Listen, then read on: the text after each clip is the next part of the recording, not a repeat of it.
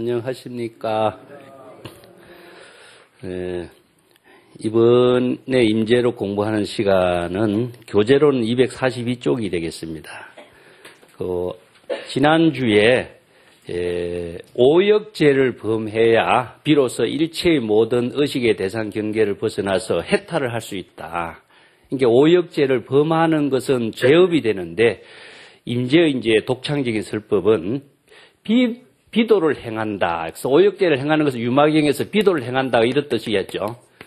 일반적으로 생각하고 있는 도를 행하는 것은 중생이고 비도라고 하는 말은 중국 사람들이 우리가 지금 아니 비자를 쓰면 아니 불자하고 같이 부정적인 언어로 봐요.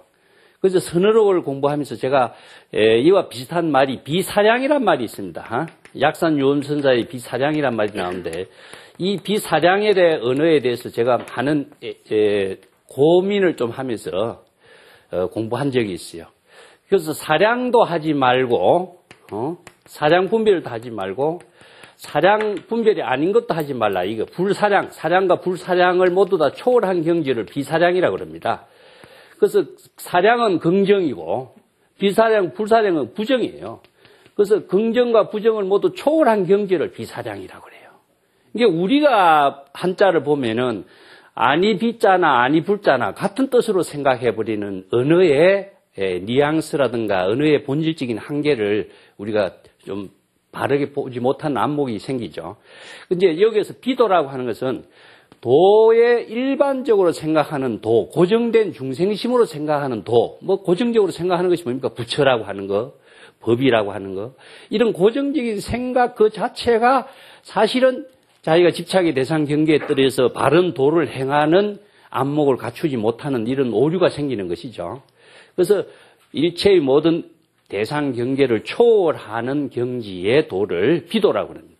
그래서 중생심으로 볼 적에는 오역죄가 되지만은 이 중생심으로서 이루어지고 있는 부모라든가 또 부처의 몸에 피를 낸다든가 성단의 화합을 깨트린다든가 경전과 불상을 파괴하는 이런 행위가 보통 보면은 윤리 도덕의 문제로서는 죄업을 이루는 오역죄가 되는 거 무간지옥에 떨어지는 업성이 되지만은 진정한 참선 공부의 입장에서는 의식의 대상 경계를 다 떨쳐버려야 된다. 그래서 부모를 모두 떨쳐버리는 의식이 무엇이냐 하면은 부모 미생 이전의 본래 면목이다. 선에서 그렇게 이 법문을 하는 겁니다.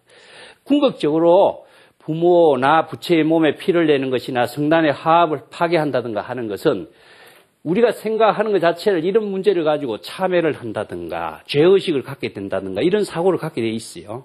그래서 유마경 같은 데도 진정한 참회가 무엇이냐, 죄의식을 초월하는 진정한 안목을 갖추지 않으면 안 된다. 이러한 안목을 갖추기 위해서 불법이라고 하는 지혜로 관찰해서 일체의 집착의 대상 경계를 초월할 수 있는 안목이 구족되도록 하는 공부가 실은 참선 공부죠. 그래서 중생심으로 생각하는 이런 문제점을 타파할 수 있는 세간적인 모든 잘못된 착각을 타파할 수 있는 길은 출세간적인 불법의 지혜로서만이 가능하기 때문에 참선 공부는 불법으로 지혜를 관찰하고 불법의 지혜로서 관조했을 때에 자 부처를 죽이고 부모를 죽이고 부처의 몸에 피를 내고는 이런 분별적인 의식의 모든 사고라고 하는 것은 실체가 없다. 부모의 참된 실체는 무엇이냐? 부모라든가 부처라든가 하는 것은 자신의 중생심으로 생각하고 있는 분별적인 사고에 불과한 것이지 부처라고 하는 고정된 실체라고 하는 것도 없고 부모라고 하는 것도 없다. 그런데 고정된 어떤 관념을 갖고 있다라고 하는 것은 사실은 중생심에 의한 망념일 뿐이다. 그렇기 때문에 망념 그 자체도 실제는 실체가 있는 것은 아니다. 이것을 그래서 불교에서는 불법으로 일체의 모든 것은 다 일체 개공이다. 공한 것이고 실체가 없다 하는 말을 자성이 없다. 죄도 자성이 없고 부모에 대한 부처의 몸이나 모든 죄의식에 대한 그 자성의 실체라는 것은 없다. 그래서 무자성, 무실체란 말씀입니다. 그래서 무자성, 무실체라고 하는 본질을 불법의 지혜로서 관찰해서 깨달아 체득했을 때에 초불월조, 부처의 경지도 초월하고 조사의 경지도 초월하고 진정한 초불월조의 경지가 돼야 해탈을 이룬다. 해탈이라고 하는 것은 의식의 속박에서 완전히 벗어나는 것을 해탈이라고 그래요. 내가 의식의 속박 어떤 경계를 갖고 있으면 나 자신은 의식의 관념 속박에서 내 자신이 자유를 잃어버린다 이런 말 하죠. 그러면 자유를 잃어버린다라고 하는 것은 몸의 자유가 아니라 자유라고 하는 언어 그 자체도 선에서 나온 말입니다만은 사막의 종교에서의 자유라고 하는 것은 육체적인 구속을 하는 게 자유를 잃어버린다고 합니다. 그렇지만 동양의 종교에서는 정신적인 자유입니다. 그래서 내가 선의 풍토에서 가끔 이야기했지만은 육체적으로 아무리 좁은 공간에 들어가더라도 정신적으로 편안함을 느끼는 일체의 모든 곳에 해탈이 이루어지는 것이죠. 그래서 정신적인 자유는 궁극적으로 자유를 잃어버린다, 자유를 얻는다라고 하는 것은 어떤 의미를 두고 있습니까? 몸에 구속이 되면은 자기 몸을 마음대로 놀릴 수가 없죠. 그것은 지금 여기 자신의 삶이 이루어지지 못하는 것을 구속하는 거거든요. 그럼 정신적인 자유를 갖게 된다는 것은 정신적인 속박을 갖지 않는다라고 하는 것은 자신이 지혜가 작용하는 것에 속박을 받지 않는다는 이야기겠죠. 그래서 지혜로운 삶을 장애하는 모든 집착의 대상 경계를 초월하도록 불교에서는 그래서 해탈을 이야기하는 겁니다. 단순한 자유는 내 마음대로 하는 자유가 아니라 진정한 자신의 생명 활동을 지혜로운 삶으로 지혜와 불보살도의 공덕의 삶을 실현할 수 있는 자유, 이 힘을 작용하게 하기 위해서 자유와 해탈을 이야기하는 것이지 모든 자기 마음대로 임의대로 하는 그런 자유, 그런 것은 오히려 업을 짓는 중생이 되게 하는 것밖에 안 되죠.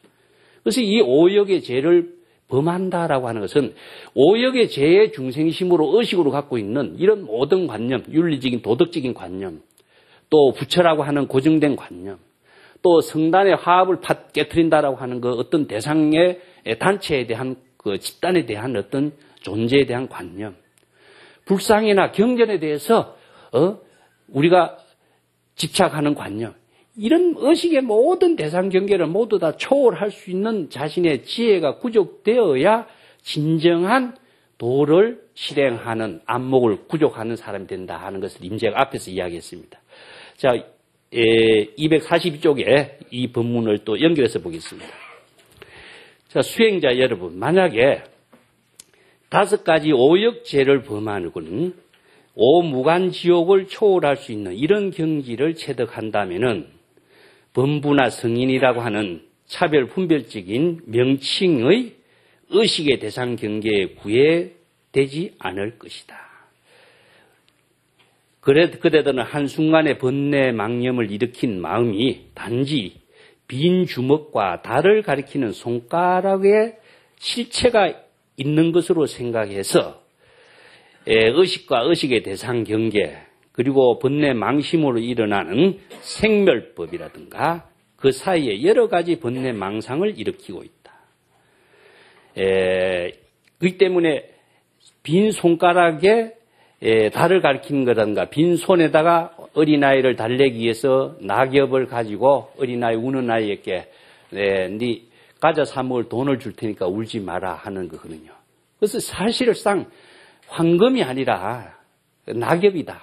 이거 이제 열반경에 나오는 비유인데 어린아이들이 우는 어린아이의 울음을 멈추게 하기 위한 방편으로 거짓 사용한 거거든요.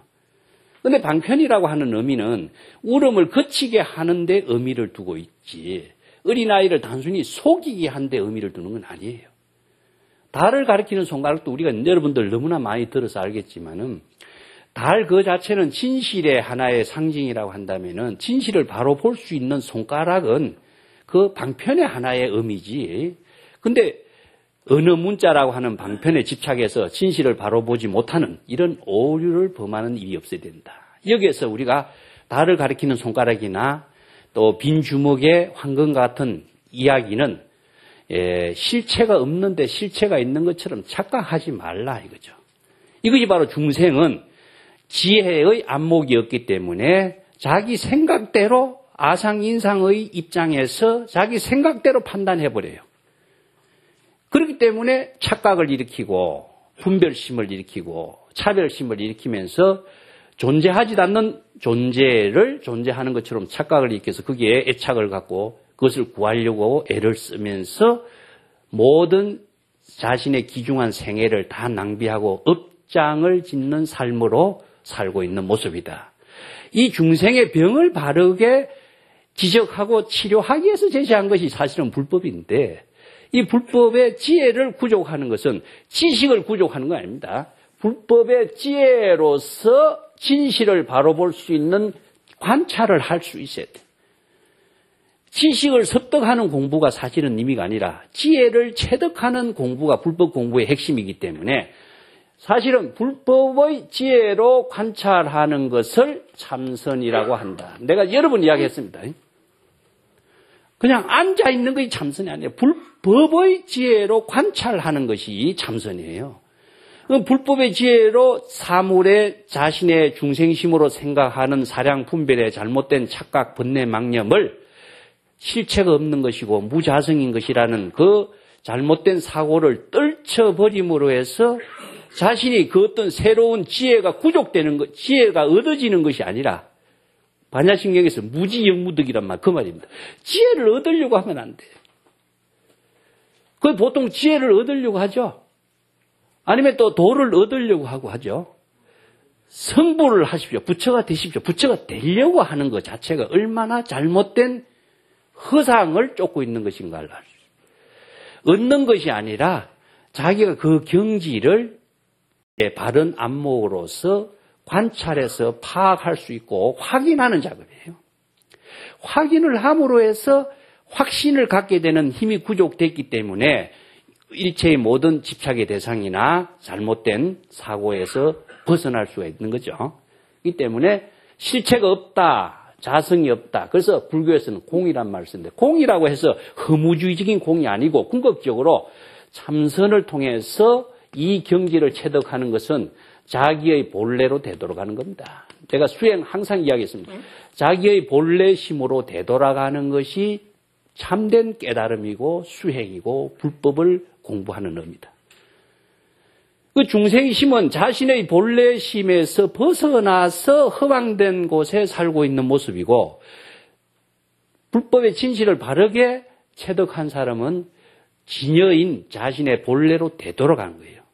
되돌아가서 자신의 본래심으로 평상심으로 지금 여기 자신의 본분사의 시절 인연의 생명활동을 하는 것이 바로 일체의 차별과 대상 경계 허황된 집착에서 초월하고 자신의 본분에 되돌아가서 지혜로운 삶을 사는 모습을 해탈이라고 하고 자유라고 합니다.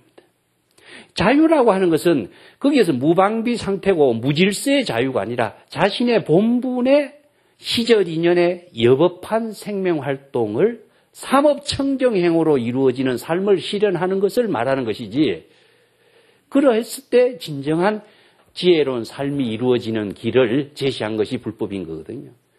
이 때문에 무엇을 얻었다든가 구했다든가 하는 것 자체는 본분으로 되돌아가는 것을 오히려 방해하고 장애하는 요인을 또 하나 더 만드는 것밖에 안 되겠죠. 근데 중생심은 얻으려고 하고 구하려고 하고 무엇을 찾으려고 애를 쓰니까 오히려 더 하나의 업을 짓는 행위에서 또 다른 업을 더 짓는 행위를 만드는 것에 불과하다 이런 이야기입니다. 그래서 이제 본분을 되돌아가고 빈 주먹이나 달을 가리키는 손가락의 방편이라고 하는 사실을 바르게 아는 것, 그 방편에서 제시하고 있는 진실을 바르게 체득하는 것, 이것은 궁극적으로 불법으로 사유해야 된다. 내가 불법으로 지혜로 관찰해야지. 자기 생각대로 이러쿵저러쿵 생각하는 것은 진실된 삶을 작용하는 지혜를 스스로 만들지 못한다 하는 겁니다. 그래서 이게 비도란 말을 꼭 명심해 주시기입니다. 불법을 통달하는 것은 어떻게 되냐? 비도를 행하는 것이다. 비도라고 하는 중생심으로 생각하는 그런 사고가 아니라 불법의 지혜로 삶을 실현하는 그때 바로 불도를 이룰 수가 있는 것이다 하는 겁니다. 자, 그러면서 여러 가지 번뇌 망상을 일으켜서 자기 주관적인 중생심으로 차별 분별심을 일으키면서 스스로 자기 자신을 가볍게 여기고 태굴하면서 나는 범부요, 그는 성리다 이렇게 차별 분별심을 일으킨다.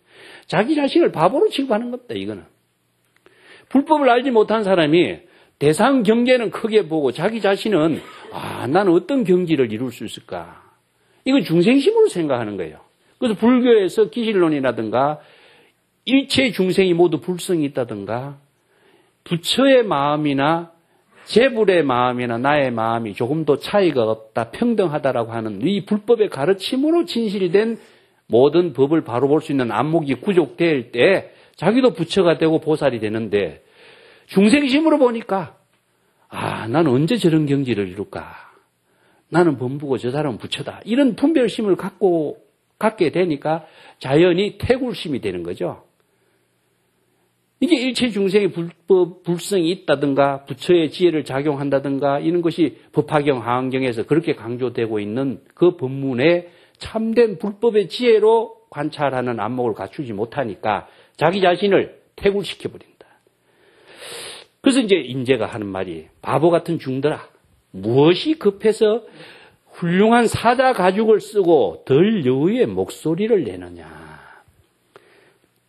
일체 중생이 모두 다 본래 진여 자성이 다 구족되어 있는 그 본질, 불법의 본질을 알지 못하고 사자 가죽을 쓰고 있다 하는 것은 모든 사람이 다 불법을 깨달아서 사자후를 설할 수 있는 지혜의 안목을 구족할 수 있는데 덜 여우의 소리를 내냐. 여우의 소리, 여우라고 하는 말이 야호정이란 말씀인데 불교에서 여우란 말에서 의심이 많은 중생을 상징하는 말입니다. 그러면 사자는 무엇이죠? 불보살의 상징이고 여우는 중생의 상징이죠. 왜 부처로서 보살도의 삶을 실현하는 사람이 되지 못하고 항상 자신이 분별심을 일으키고 차별심별심을 일으켜서 중생으로서의 삶을 살려고 애를 쓰고 있느냐. 이런 이야기입니다. 그래서 대장부가 장부의 기계를 갖지 못하면은 자기 자신에게 본래 구족되어 있는 것을 불법을 확신하지 못하고 그때의 밖을 향해서 찾아 돌아다니고 있으면서 옛 사람들이 주장하고 있는 여러 가지 방편의 말씀을 명칭과 언어 문자에 끄달려서 음으로 의존하고 양으로 끄달려서 홀로 설 수가 없게 된다. 이 음양이라고 하는 것도 뭡니까? 차별이죠. 옛날에 음양이라고 하는 이 말은요, 점치는 것을 말하고 있습니다. 보통 중생심은 야, 이렇게 하면 좋을까? 저렇게 하면 말까? 이게 점치는 거죠. 이 길로 가야 될까? 저 길로 가야 될까? 혼자 점치는 거예요. 이 점치는 것은 자기가 분별심을 하고 상대적인 차별 경계에 떨어져서 자기 스스로의 분별심을 일으키는 모습을 이렇게 표현해요. 범부심, 성인의 마음, 이런 차별심. 그래서 장부요, 청천지계야. 예. 그 유명한 개송을 전에 내가 이야기도 한번 했죠.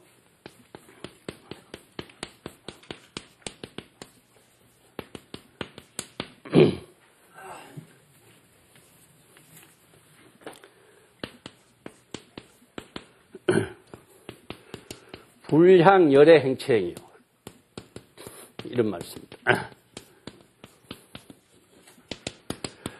장부는 하늘을 찌르는 그 기운을 갖고 있어. 뜻을 갖고 있다. 지지. 하늘을 찌르는, 충자는 하늘을 찌른다 이런 뜻입니다. 장부는 그런 기계가 있는데 대장부란 뜻이죠. 대장부란 말이 원래 맹자에서 썼습니다만은 중국 선성들은 이 장부란 말을 일체의 차별 대상 경계를 두지 않고 독자적으로 독탈무이란 말씀입니다. 독탈무이. 홀로 임재에서도 나왔죠. 홀로 모든 경계를 뛰어넘어서 의존함이 없는 그 삶을 사는 것을 독탈무이라고 이렇게. 독탈무이의 경지에 살고 있는 장부는 열애가 행한 곳을 행하지 않는다 이 말이에요. 열애가 가는 것을 따라가는 것은 무엇인가? 소승불교에서는 자신의 독자적인 불법을 펼치지 못하고 열애가 행한 가르침의 법문을 모방해서 거기에 답습하는 삶밖에 안 됐죠. 그래서 대승불교, 소승불교의 차이점이라고 한다면요. 소승불교에서는 부처님의 말씀을 전해주는 의미밖에 없어요.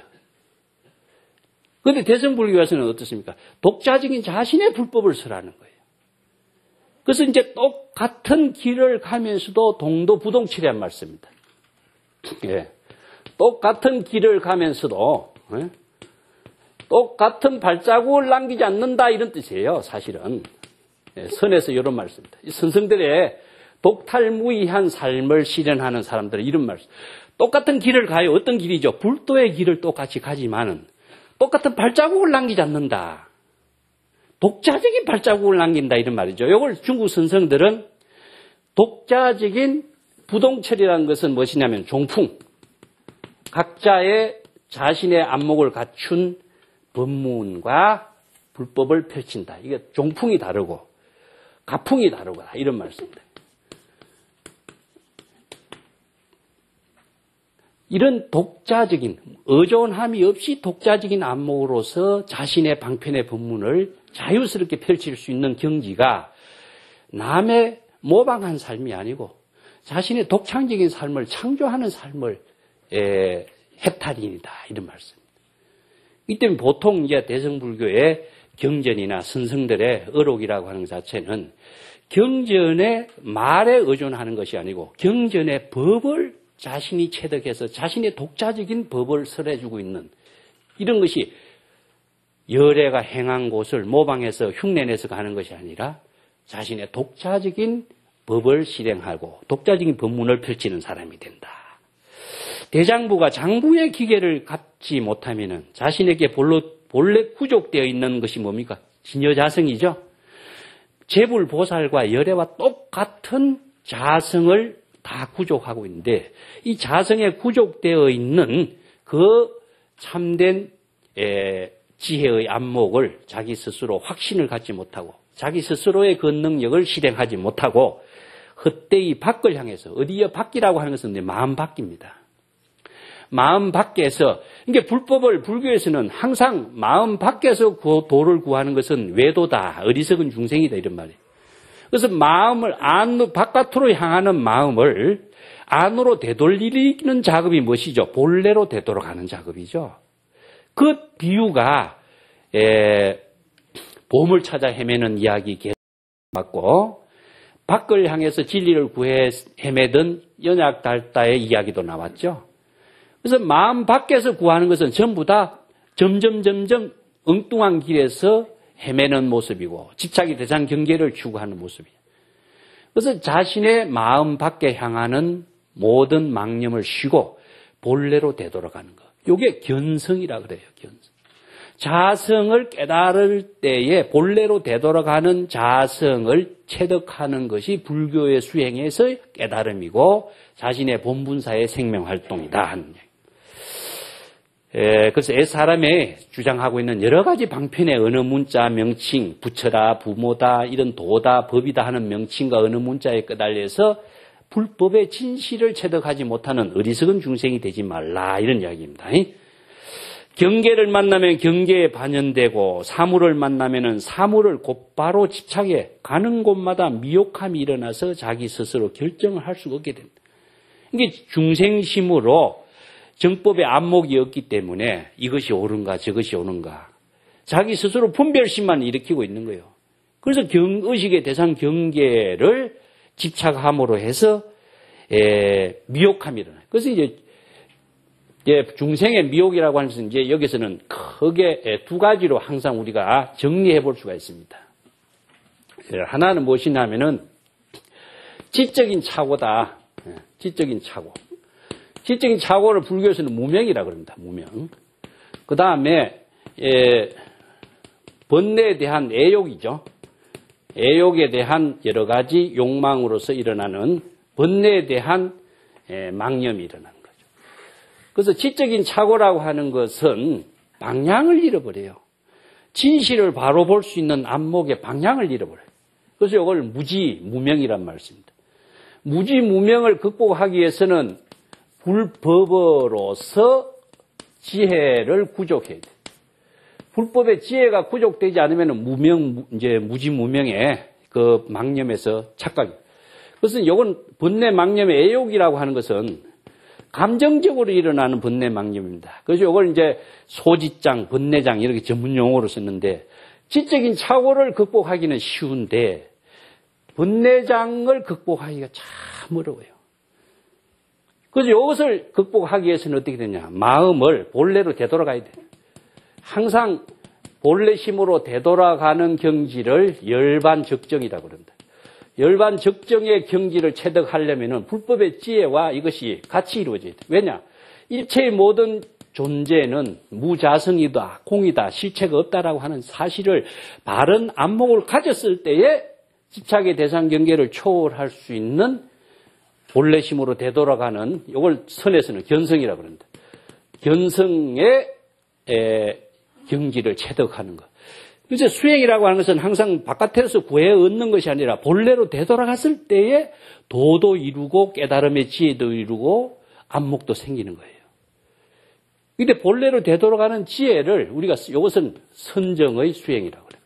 그래서 다른 말로 한다면은 선정과 지혜입니다. 지혜와 선정이 둘로 나눠질 수 없는 경지가 불교 수행의 핵심 골격이 돼요. 그래서 선정과 지혜를 대승기실론에서는 하나로 묶어서 지관이라는 하나로 묶어서 실천의 방향을 제시하고 있는데 이 지관의 수행을 바르게 하기 위해서는 그냥 앉아서 되는 것이 아니라 불법의 안목이 구족되지 않으면은 지관의 바른 수행을 할 수가 없어요. 참선 공부를 하면서 도를 얻기 위해서 참선 공부하는 사람은 안목이 없는 참선 공부거든.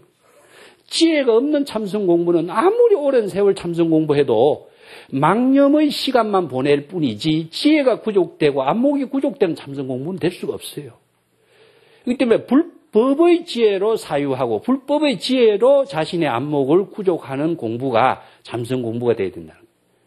이때 마음 밖에서 도를 구하려고 아무리 헤매고 바른 안목을 구족하지 못한다면은 사물에 집착하고 가는 곳마다 미혹함이 일어나서 자기 스스로 결정할 수가 없다. 바른 지혜를 작용할 수가 없다. 그래서 결정이라고 하는 것은 완전히 의심이 다 소멸된 경지에서 지혜가 작용하는 것을 결정신이라고 합니다. 불교에서는. 그래서 무의결정신이라고 그래요. 일체의 모든 의심이 다 소멸됐기 때문에 무의결정신이란 말씀입니다. 가나선에서 이 말을 쓰고 있습니다. 일체의 의심이 소멸됐기 때문에 결정적인 신심으로 지혜의 작용을 하는 경지를 말해요. 그래서 의심과 신심이라고 하는 것은 반대 개념입니다. 그런데 의심은 중생심에서 작용하는 것이고 신심은 불심에로서 작용하는 힘인데 의심이 소멸되면은 신심, 즉 불심의 지혜가 작용하게 돼 있어요. 그런데 의심이 소멸될 수 있는 힘은 어디에서 작용하냐면은 불법에 의한 지혜로서만이 작용해요. 그래서 아무리 의심을 없애려고 해도 불법의 지혜가 뒷받침되는 힘으로서 작용하는 힘이 없으면은 의심이 소멸될 수가 없어요. 그래서 참선 공부를 의심을 일으켜서 깨달음을 얻으려고 한다는 이건 얼마나 잘못된 어리석음이에요. 의심을 소멸시킬 수 있는 것은 불법, 세간의 중생심을 치료해 줄 수 있는 병은 출세간적인 불법의 지혜밖에 없거든요. 중생심으로 가지고 중생심의 병을 치료하려고 하는 이런 어리석은 구조가 얼마나 어리석은 참선 수행이냐. 그래서 출세간의 지혜로서 치료하는 법을 불법이라고 하는 것인데 이 불법의 지혜를 관조하는 능력이 없으면은 신심은 무엇이죠? 확인을 통해서 얻어진 힘을 신심이라고 그래요. 이게 일체의 의심은 확인을 통해서 확신을 갖지 못해서 생기는 병이고 불법의 지혜로서 세간의 모든 중생의 병을 병은 실체가 없고 존재하는 것이 없고 이거 자성이 없다라고 하는 사실을 자기가 확인을 통해서 확신을 체득했을 적에 결정적인 신심이 형성돼요. 결정적인 신심에 의해서 자신이 자유를 이루고 해탈을 이룰 수 있는 능력과 안목이 구족되는 것이지 의심을 갖고 있는 상태에서 해탈과 자유와 신심의 작용이 이루어지냐? 불가능하거든요. 그래서 불법에 의한 지혜로 관하는 힘에 의해서 의심을 신심으로 전환시킬 수 있는 참선 공부는 가능합니다. 그래서 지혜 관조, 육조 단계에서 지혜 관조란 말이 얼마나 강조돼요. 불법을 지혜로 관찰해서 자기가 확인하는 작업이에요. 이게 참선 공부의 본질이에요. 여러분, 내가 서라는 말을 그대들은 그대로 받아들이지 말라. 왜냐하면 내가 서라는 것은 의지할 수 있는 대상이나 근거나 실체가 있는 것은 없다. 임재가 앞에서 나왔습니다. 막기오하라. 내 말을 기억하지 말라 말 여러 번 했어요. 지금 내가 하는 말은 무엇이냐? 어느 문자의 방편을 가지고 일시적으로 바른 불법을 바르게 체득할 수 있도록 방향을 제시해 주는 방편의 언어이지, 이 내 말 그 자체에 뭐가 근거가 있다든가 실체가 있다든가 확신을 얻을 수 있는 어떤 뭐가 있는 것처럼 의존하지 마라. 이게 경전의 어느 문자도 의존하지 말라고 그랬고 자신의 말도 의존하지 마라 그랬어요. 그래서 의존의 대상 경계를 갖고 있으면은 부모나 경전이나 부처나 자신의 의식의 집착의 대상 경계, 자신이 중생심으로 업을 짓는 대상 경계는 만들어져도 진정한 자유와 해탈로서 지혜로운 삶을 생명활동을 하는 힘은 상실해버린다. 그래서 임재가 이 법문을 하면서 내 말 믿지 마라. 내 말에 의존하지 마라. 이런 말을 하는 거예요. 지금 내가 하는 말은 마치 뭐와 같으냐. 어느 한순간 허공에 그림을 그려 제시하는 것과 같고 마치 여러 가지 그림의 색칠을 해서 보여주는 것과 같다. 이런 말. 요 말이 어디에 나오냐. 능가경하고 열반경에 나오는 비유를 인용해갖고 임재가 쓰고 있어요. 그래서 환경에서도 마음이 그림을 그리는 화가 같다는 이야기 있었죠. 그런데 이 그림을 어디 그리냐? 허공에다 그리는 거예요. 볼 수가 있습니까? 못 봅니다. 그래서 방편의 어느 문자라고 하는 것은 시절 인연에 이루어지는 거예요. 이것이 다시 확인할 수 있는 것은 불가능해요.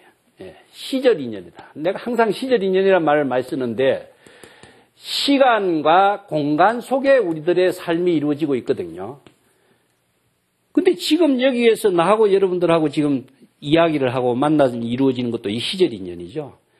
지금 여기에서 내가 하는 말도 허공에 그림을 그리는 것과 같이 일시적으로 이해를 돕기 위해서 제시되고 있는 하나의 언어의 방편이지 이것이 허공에 실체로서 남겨줄 수 있는 건 아니다 이겁니다. 이 때문에 이 선문답이라고 하는 것도 이제 나중에 어느 문자로 기록돼서 그 본질적인 그 내용을 이야기합니다. 선문답에서 제시하고 있는 내용은 불법의 지혜를 체득하게 하는 방향과 방법일 뿐이지 그 어느 문자 그 자체의 의존의 대상 경계는 불순 안 된다는 거나 또 마찬가지입니다. 경전도 마찬가지죠. 그래서 경전이 수없이 많은 경전이 만들어지는 것은 독자적인 자신의 안목으로서 시절 인연에 따라서 제시된 하나의 법문이 방편 법문의 의미밖에 없습니다. 그런데 경전과 불상에 너무 집착을 하면은 자신의 지혜를 작용하는 생명활동은 잃어버린다. 그래서 항상 선의 주체는 무엇이냐 하면은 각자 자기 본분사의 생명활동의 중체를 주는 것이지 남의 대상 경계에 부처의 신인에 집착하게 만드는 건 아니다.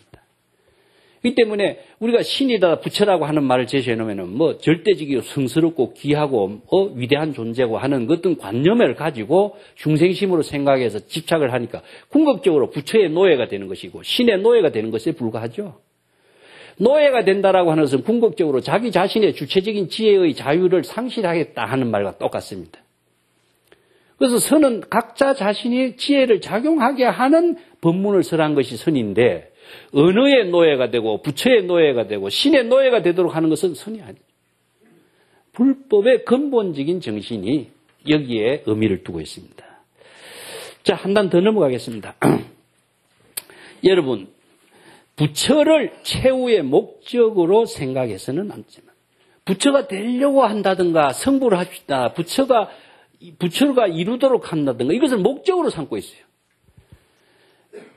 그렇다면은 그 목적이 또 집착의 대상 경계가 되어서 그 목적을 둔 그 상태에서 자신이 그 목적의 노예가 돼버리고 자기가 죽어버리죠. 그래서 이 임재의 법문에서 항상 제시한 것이 뭐였습니까? 부처도 죽이고 조사도 죽이고 이런 말을 쓰죠. 그 부모까지도 죽이라 하는 말을 쓰는데 의식의 대상으로 있는 것은 무엇인지 다 죽이고 자신의 진정한 자유를 획득하라. 나의 견해로 볼 때 부처란 마치 화장실의 똥통과 같다. 보살라한도 모두 죄인의 목에 씌우는 형틀이나 쇠사슬과 같이 사람을 얽어매는 물건이다.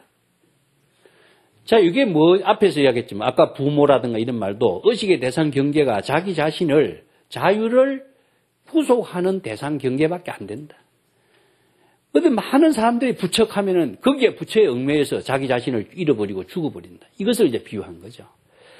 임재가 앞에서도 그런 말했습니다. 무의진인, 똥막대기 같은 소리나 이 말 했죠? 무의진이란 말을 임재가 독창적인 언어로 무의진을 체득하더라 이렇게 법문을 하니까 무의진이라는 곳에 집착하니까 무의진이 똥막대기 같은 소리냐. 모든 언어가 방편인데 방편에 집착해서 자신의 자유를 잃어버리고 지혜를 상실해버리는 어리석은 제자들을 질타하는 말입니다. 이 때문에 부처라고 하는 것도 화장실의 똥통, 나한 보살도 죄인의 목에 씌운 쇠사슬과 같다. 그래서 문수보살은 칼을 쥐고 고타마를 죽이려 했고 앙굴마라는 칼을 쥐고 석가를 살해하려고 했다. 이 이야기는요. 그 밑에 내가 그 대보적경의 비유라든가 앙굴마라 경이라든가 이런 데서 근거를 한 것인데 문수보살은 지혜의 상징이죠. 그것은 문수의 지혜의 상징으로 여러분 문수보살이 가지고 있는 것은 뭡니까? 칼입니다. 이 칼은 무엇이냐? 지혜의 칼인데 이 지혜의 칼은 반야의 지혜의 칼이라고 하는 것은 일체의 모든 의식의 대상, 부처나 모든 존재를 다 죽이는 거예요. 차단해버리는 거예요. 일체의 모든 의식의 대상 경계를 다 떨쳐버리게 하는 반야의 지혜를 칼을 휘두른다 해. 그래서 문수가 칼을 들고 고타마를 죽였다라고 하는 것은 고타마는 부처죠. 부처를 죽인다라고 하는 것은 집착의 대상 경계, 자신의 의식의 대상 경계 부처 고타마를 살조해버리는 것이죠. 살인도의 작용을 하게 하는. 그래야 내가 산다. 죽여야 내가 산다 이겁니다. 죽이지 않고서는 내가 그 집착의 대상 경계에 내가 노예밖에 안 된다. 자유를 얻기 위해서는 모든 의식의 대상 경계를 다 죽여버리라. 그래서 이게 그 비유를 하는 겁니다. 앙굴마라는 것은 앙굴마라 경에서 사람을 100명을 죽이고 손가락을 꿰매가지고 목걸이를 했던 그런 이야기가 있죠. 그 100번째 만난 사람은 누구냐? 고타마 붓다야. 그래서 부처님께 이제 귀의를 해서 불법으로 기이한 불제자가 되었지만은 부처를 죽이려고 했다. 의식의 대상 경계의 부처까지도 다 죽이려고 한 그런 용기. 그래야 자신이 진정한 자유를 체득하는 경지를 이룬다. 부처라는 이름과 모양에 집착하면은 내 자신이 죽는다는 겁니다. 이런 경지를 지금 이야기하고 있습니다.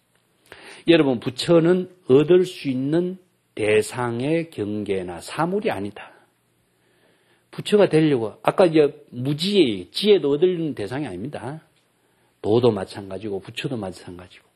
그래서 우리가 불법 공부라고 하는 것은 얻으려고 하는 대상 경계를 두는 것은 다 고통을 초래하는 인연을 만든다. 그래서 유구계고란 말을 씁니다. 얻으려고 하면 다 고통을 만든다. 네.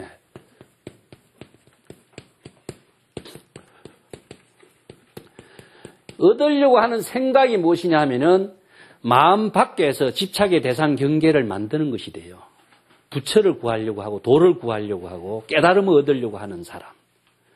그래서 깨달음이라고 하는 실체가 없는 존재의 망념의 대상 경계를 가지고 실체가 있는 것처럼 착각해서 그것을 얻으려고 하니까 업장을 만드는 고통밖에는 더 생기는 것이 없어요.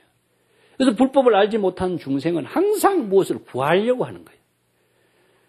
얻으려고 하고 구하려고 하고 자기가 그 경지를 이룬 것처럼 이야기하고 있는 것은 아상인상에 떨어진 자아의 교만심이고 과시적인 사고예요. 과시적인 사고를 갖고 있는 사람을 선에서는 정상만인이라고 해요. 정상만인. 교만이란다.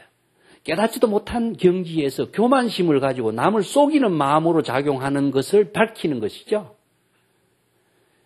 이제 이게 뭐냐? 얼마나 어리석은 업을 짓는 삶을 살고 있느냐. 존경을 받는다라고 하는 자체가 업을 짓는 자신의 삶이라고 하는 사실을 중생은 무지무명 때문에 몰라요. 무지무명 때문에 모르기 때문에 그런 업을 짓고 그런 과시적인 사고로서 삶을 살고 있는 거예요. 이게 정상만이다 하는 거예요. 이게 불법의 지혜가 없는 중생을 말하고 있습니다. 부처란 얻을 수 있는 대상 경계가 아니다. 또한 삼성의 가르침, 삼성이라는 것은 성문영각 보살성이죠. 불교의 모든 경전의 가르침은 삼성 12부 경전이라고 합니다. 이게 왜 삼성이라는 것은 성문영각 대성보살성의 가르침의 법문이 시절 인연과 방편에 따른 가르침의 내용이 다른 것이기 때문에 이렇게 분류하는 거예요. 그 다음에 유식법상 중에서 주장하고 있는 5가지 성품이 있습니다. 이게 유식의 5성이라고 하는데 성문성, 영각성, 그 다음에 보살성, 부정성, 무정성 이 5가지가 있습니다. 그래서 대성불교에서는 유식 철학에서는 성문영각은 부처가 될 수 없다. 보살과 부정성은 부처가 될 수 있다. 부정이라고 하는 것은 아직까지 불법을 배우진 않았지만 앞으로 신심을 내서 대성의 불법을 배우면 부처가 된다 이겁니다. 성문영각은 소성의 불법을 배웠기 때문에 소성의 가르침의 틀에서 영원히 집착하고 벗어나지 못하기 때문에 성문영각은 썩은 종자가 되어서 성불할 수 없다. 그렇게 이야기해요. 그 다음에 무정성이라고 하는 것은 천재는 신심을 갖고 온 것. 신불구자가 천재입니다. 신심이 없는 사람은 천재는, 신심이 없는 사람은 절대 성불할 수 없다. 이렇게 5가지로 유식철학에서 이야기하는데 여기 대성불교에서는 일체 중생이 모두 불성이 있다든가 법화경에서 일체 개성, 일체의 모든 중생이 모두 성불할 수 있다는 법화경의 정신. 그 다음에 화엄경에서 부처나 마음이나 중생 이 3가지는 차별이 없다라고 하는 대성불교의 근본 정신하고 유식의 철학하고 입에됩니다. 그래서 이게 대성불교 사상하고 유식 철학하고 논쟁이 되기도 했던 내용이에요. 여기서는 그 하나의 예를 들어 인재가 유식 철학에 아주 박통한 사람이에요, 사실은.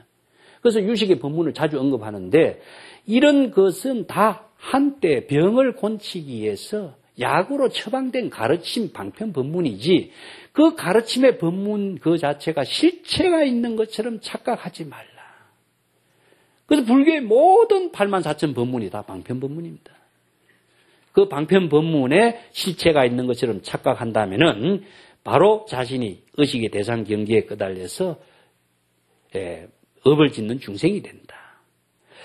원만한 대성의 모든 가르침의 법문, 원만이라는 것은 원교라든가 동교라든가 이런 말씀인데 대성불교의 궁극적인 가르침의 핵심의 법문을 원돈교라고 합니다. 완전한 깨달음을 이루는 대성불교의 가르침의 법문도 한때 병을 고치는 약과 같이 방편의 법문으로 제시한 것이지 실체가 있는 것이 아니다. 설사 어떤 가르침의 법문이 무엇이 있다고 할지라도 비슷한 모양인 것이고 밖으로 표시한 간판과 같은 것이기 때문에 어느 문자의 방편으로서 질서 있게 나열해 놓은 것이고 그렇게 일시적인 방편으로 설한 가르침의 법문이 경전이라는 사실을 잘 알아야 한다. 이것이 이제 방편과 진실을 착각하지 말라 하는 그런 내용의 법문입니다. 요 시간이 돼서 오늘 요 마치고 다음 시간에 좀 더 연결해서 하겠습니다. 오늘 마치겠습니다.